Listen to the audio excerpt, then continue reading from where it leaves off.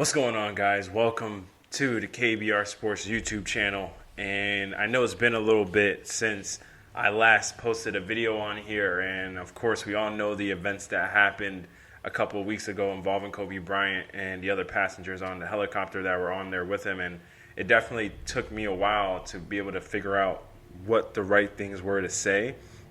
And so I didn't really want to make a video, and I didn't put out a podcast either right away because I was just like, I don't want to say the wrong thing. And I kept, like, if you guys saw, or you guys wouldn't know, but I kept literally writing scripts, writing different things I could say about him, all these words I try to put to paper to try and say the best things I could about him. And none of it just felt right.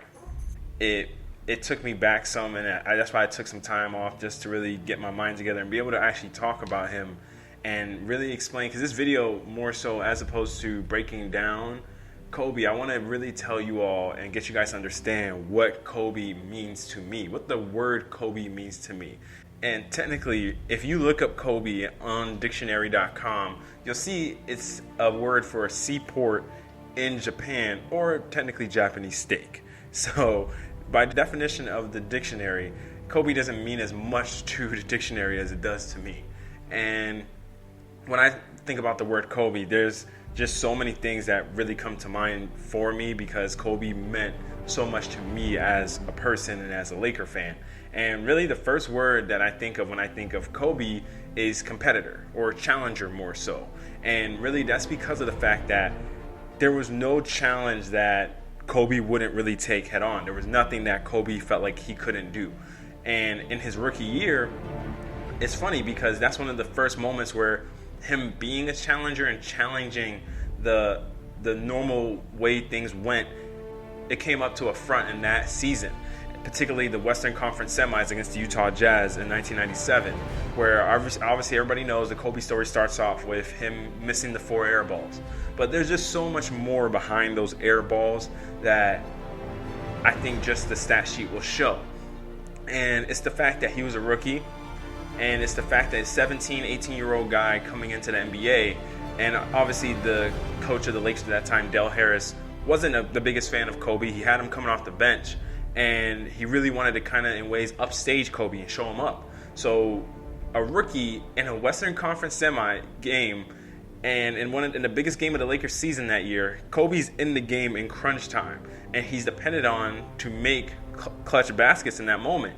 And at that time, he wasn't conditioned enough. He wasn't well prepared enough to make those shots in those moments. But the thing that always stood out to me about Kobe, he wasn't afraid to take the shots in those moments. And the fact that as a young rookie, that his coach really tried to upstage him, and those shots, those missed shots, really ended up playing a big role in the Kobe we saw years later on into his career, and the guy that we saw preparing going into those moments.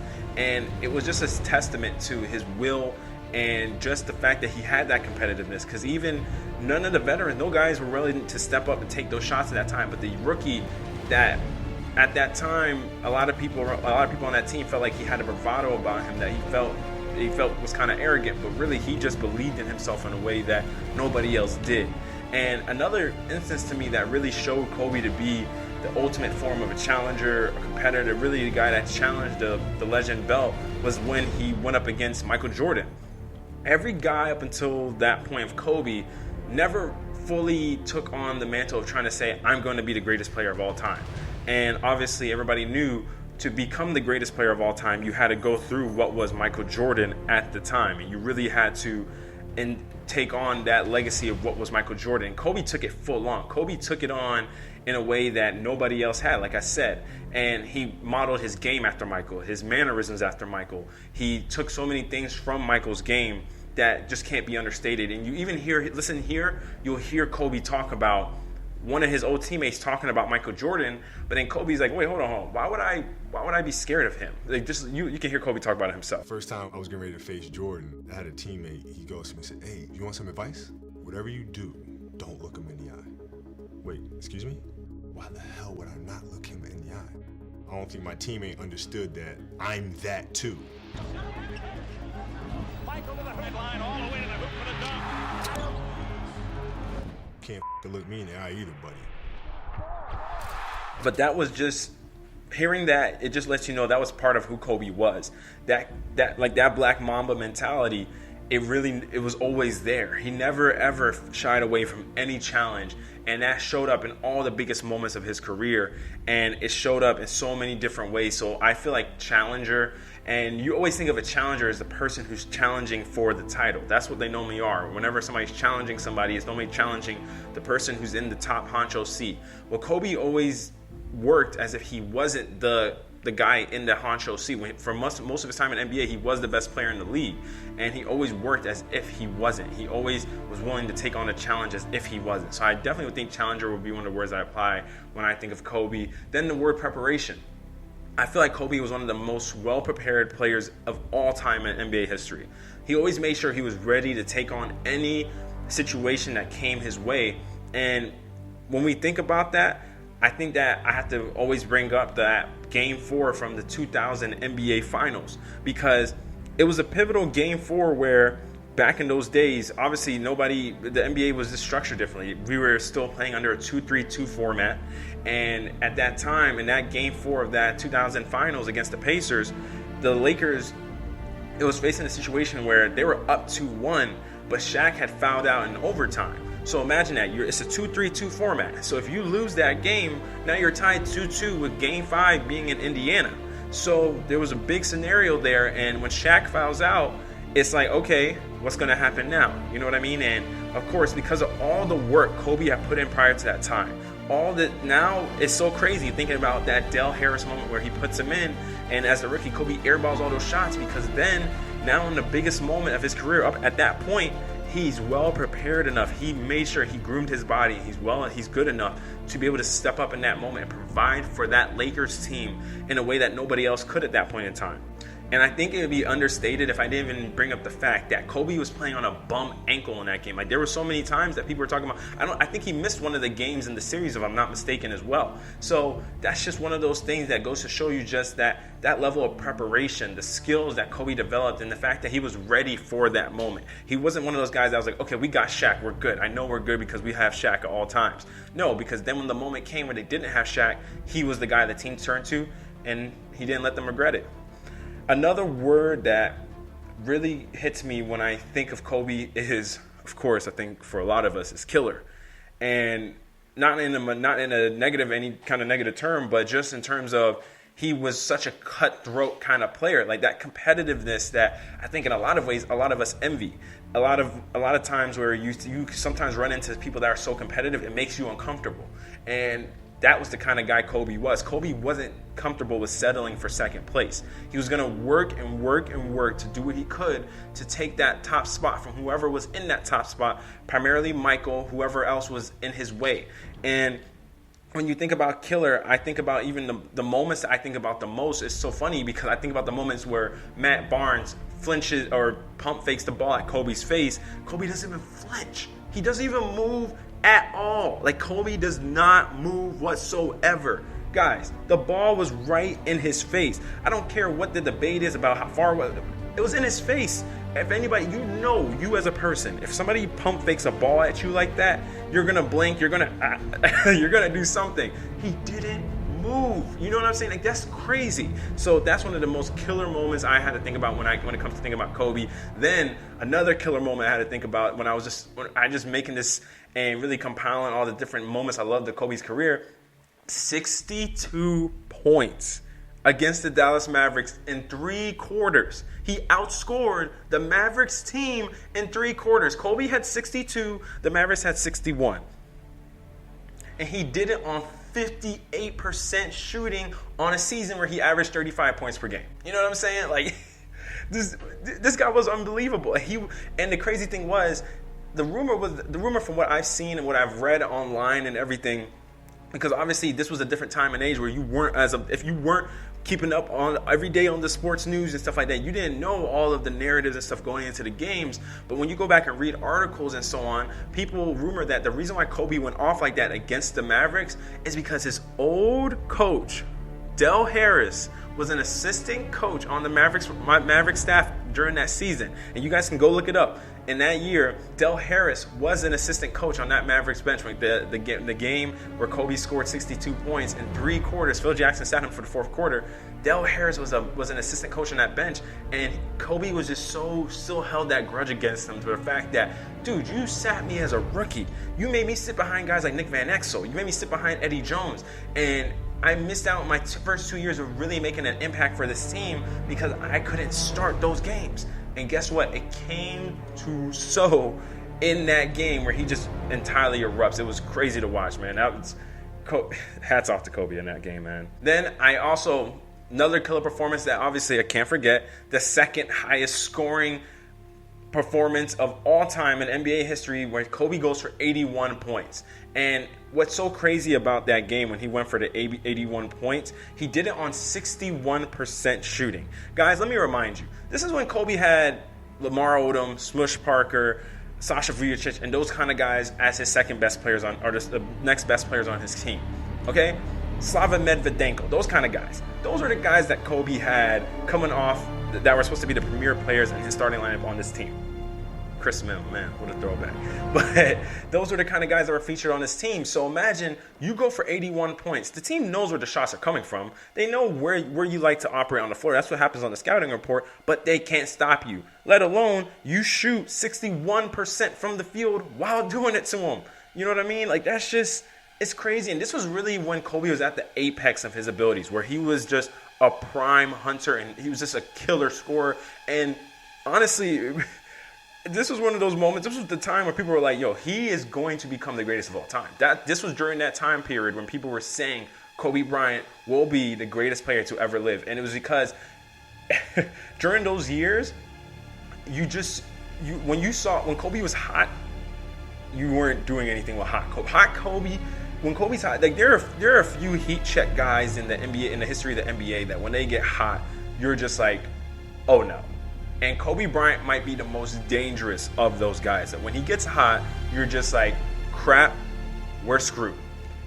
That's the simple fact. He might be the most unguardable guy of all time when he gets hot. I don't know. It's a tough toss-up. But I think if I had to go to another word that I think that applies to Kobe for me, it would really be clutch. It would for sure be clutch, because I think that a lot of people try to bring up stats, statistics, all this stuff, but one of the things, like I said earlier, that why the word challenger really applies to Kobe for me, and why clutch applies to Kobe for me, is that not only is it clutch when you take and make the shot, but having the confidence to take the shot. You'd be surprised how many guys in winning time are so scared to be the guy that costs their team the game. They're so scared to be the guy that has the killer turnover. So scared to be the guy that the game pretty much rides on. And especially big moment games, big momentum games that actually matter. And those are moments that Kobe Bryant never shied away from. If anything, he loved those moments. He would just, he would soak those moments up like nobody else. And it was crazy, because one of my favorite Kobe Bryant memories is actually back in 2009. It was 2009-2010 season where the Lakers are playing the Miami Heat at home. And Lakers are down, and Kobe gets an inbound pass. Let me actually finish the whole story. So my dad, we used to go to church on Friday nights. And I remember I hadn't gotten a chance to see the game. We normally would get home from church late, about 1 o'clock on Friday nights. And it was crazy because I come back and they normally, you know how ESPN would replay games. So ESPN's replaying this game on ESPN. So I'm sitting there and I'm watching it. And granted, this is before, I didn't have a phone at this time. So this is before social media. This is really before all this, you could have the scores. You knew the outcomes of the games right when it happened. And I entirely ignore the ticker running at the bottom of the screen. I completely ignore it. And I'm just immersed in this game, just watching the whole game. And I remember it's like 3 a.m. by the time this game comes to an end. And I'm standing at this point watching this game. And I was just like, Kobe, please win this game for us. And it was at that point where the Lakers needed the game so bad throughout the season. And the Heat were that team where Dwayne Wade was just going on a tear that year. I believe he won the scoring title that year too. But it was crazy because Kobe gets the inbounds pass. I remember Metta World Peace is inbounding the pass to him. Kobe takes the inbounds pass. He does like this little fake, and it's crazy because when he initially catches the inbounds pass, he's being doubled by Udonis Haslem and Dwayne Wade. He dribbles to the top of the key and shoots a fading three going to his left with his right hand. I don't know how y'all realize how hard of a shot that is, but he shoots it, and he's shooting it over Dwayne Wade's outstretched hand, and he banks it in. And it's crazy because when you go back and listen to Kobe talk about that shot, he was like, that was pure luck. I caught the ball out a lot further than I would like. And what can I say? I just hit a lucky shot. He says it's pure luck. But really, what other guy would you imagine making that shot more than Kobe Bryant? Maybe Michael Jordan. But other than Kobe Bryant, really, who in the history of the NBA are you like, yes, that's most likely that guy that's going to hit that shot?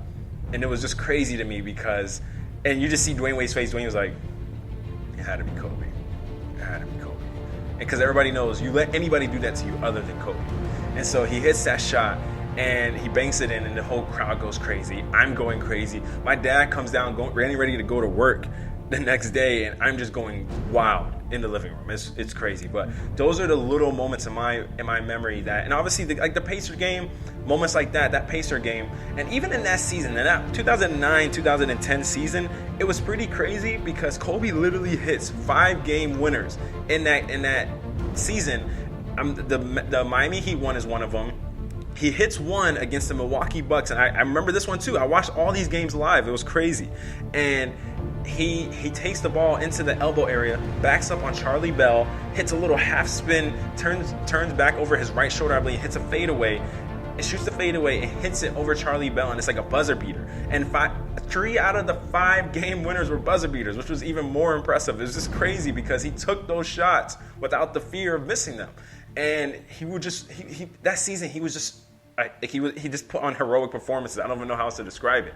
He did it against the Celtics. He comes down, pump fakes on Ray Allen. Ray Allen jumps on it, and then he doesn't fully bite. He doesn't come down and foul Kobe. Kobe still rises up and hits the shot over him with like 7 seconds left. And I just never forget, he hits the finger wag. That's just like, yeah, screw you, Boston. Because the Boston Celtics have beat the Lakers, I think the year before, 2 years beforehand. And that later on that season, the Lakers go to the finals and beat the Celtics. So that's the crazy thing. And he relished it. That was when the Lakers and Celtics rivalry had been renewed by that finals. So it was crazy, man. And you just wanted to see those teams play each other again in the NBA finals. It was so wild. And he had another one against the Kings where he sets a screen on, I believe it was like, I can't remember the exact play, but I just remember he screens the Sacramento Kings player, and then the guy for some reason stumbles back. Kobe backs up, he catches Pau Gasol's pass, and he lands perfectly where his 2 feet are inbounds, and you see the Sacramento Kings coaches pointing, looking at his feet, like, are they inbounds? And his toes are just inbounds, and you see this, he was raised just above the 3-point or the out of bounds line. Kobe raises up, sinks it. It's like, it's crazy, man. And he gets it out of his hands with 0.1 seconds left. Like, those kind of moments, man, it's like those memories, it's just like, those are the things I just remember Kobe for. And it's crazy. And I think one of the most synonymous words that I think about when I think about Kobe Bryant, because I mean, clutch, I talked about clutch, killer, preparation, challenger. I'd have to say, man, I mean, I didn't even mention the Memphis game where Kobe was striking threes in that game to really keep the Lakers in it that season. But another game where I didn't even mention his lob. The lob pass to Shaq in the 2000 Western Conference Finals, where he hits that lob to Shaq, and it's crazy because it was in a Game 7 in a resilient comeback, and the Lakers have been down 71-58, and going into the fourth quarter. But what's crazy is the way they came back, because they literally went on to outscore the Trailblazers 31-13 in the fourth quarter on the back of a combined 18 points by Kobe and Shaq. Kobe had 9, Shaq had 9. You just can't make it up. And one of the most iconic plays in NBA playoff history is when Kobe hits Scottie Pippen with that crossover, the hesitation crossover, and then he goes into the lane, lofts it up, Shaq throws it down, and you just see Shaq doing the and Shaq's just going off. Like, that's just one of the most iconic plays in NBA history. So it's wild, man. It's crazy. But I think that the final thing that really just stands out to me about the word Kobe is that he was a winner. That Kobe was a full-on winner, man. Like, 5 championships in the NBA, 2 Finals MVPs, League MVP. You know, it's like 2 Olympic gold medals. He really personified the word winning and winner. He did whatever he could to win games, and he would make the sacrifices to win. And it's crazy because even when you think about NBA history, 5 championships, there's only 13 players that have more than 5 championships in NBA history, and only 3 of those guys are top 10 players of all time. So think about that. Only Bill Russell, Kareem Abdul-Jabbar, and Michael Jordan are the only technically superstar players of all time that have more rings than Kobe Bryant. It's wild, man. You know, the guy personified winning. And it's pretty crazy because even though I know he and Shaq had their differences, they both made sacrifices to win on those teams. And a lot of people say, yeah, they could have won more championships, but they won 3 straight championships. Shaq and Kobe are the last team in the NBA Finals to three-peat. Doing a three-peat is very difficult, and they were the last team to do it. And even when Kobe played on the 2009-2010 team, he studied how to become a leader. He studied how to become a better leader, and a lot of those conversations came from Bill Russell, if you guys didn't know that. He figured out he should unapologetically lead in the way that he wanted to lead the team, in the way, not in the way that people were telling him to lead, but in the way that he knew would help them become tough enough to beat a team like the Boston Celtics. And you got to credit to him, man. 5 championships. 5 championships. It's nothing else needs to be said other than that. 5 championships. But I think the most thing that Kobe's legacy will leave behind for all of us will definitely be Mamba mentality. And to that, Mamba mentality just encompasses so many things. It encompasses wisdom, compassion, desire, determination, grit, and just a competitive will to accomplish whatever it is that you want to accomplish, the goals you set for yourself, and to accomplish those goals. That's what Mamba mentality means. And one of my most favorite memories of Kobe is in the 2010 finals when they're playing the Celtics. And Kobe knows that if he loses to the Celtics for the second time in that Lakers and Celtics rivalry, that his career, especially with him being a Laker all his career, is going to be looked at differently. And he was just so honed in that even when he's on the bench sitting there next to Chris Rock, who's arguably one of the funniest humans on the planet, Chris Rock is cracking jokes to this man, and Kobe is as locked in as a snake is on its prey. And it's just it's amazing to watch, man. And that's just what Kobe Bryant was. And I think honestly, if we all embodied Mamba mentality in everything we did in our lives, there's no way we would be successful in whatever we wanted to be successful at. It's unreal, man. It's unreal. But guys, I appreciate you all for tuning into this video, man. And if you like this video, make sure you guys go and subscribe to the KBR Sports YouTube channel. And while you're subscribing, you can just go down below and hit the little notification bell as well. So that way you're notified whenever a new a new YouTube video is posted. And also make sure you guys subscribe to the KBR Sports Podcast as well. And every platform where you catch your podcast, whether it be Apple, I'm gonna knock myself out, whether it be Apple Podcast, Spotify, whatever the case might be. And also make sure you guys go out in the comments. What does the word Kobe mean to you? I want to know what you guys have to say. Obviously, I gave you all my words and all my different memories of what Kobe means to me, but what does the Kobe mean to you? You know, tell me. Comment down in the comment section. Let's have a conversation about what Kobe meant to you and what the word Kobe is. And what comes to mind first. I hope that the first thing that comes to mind isn't people shooting paper into a trash can. So, guys, appreciate you all for tuning into the video. Rest easy, Kobe. Thank you for all the impact you made on all the lives you made while you were here. Mamba mentality lives on. And obviously, as Nipsey would say, the marathon continues. All right, guys.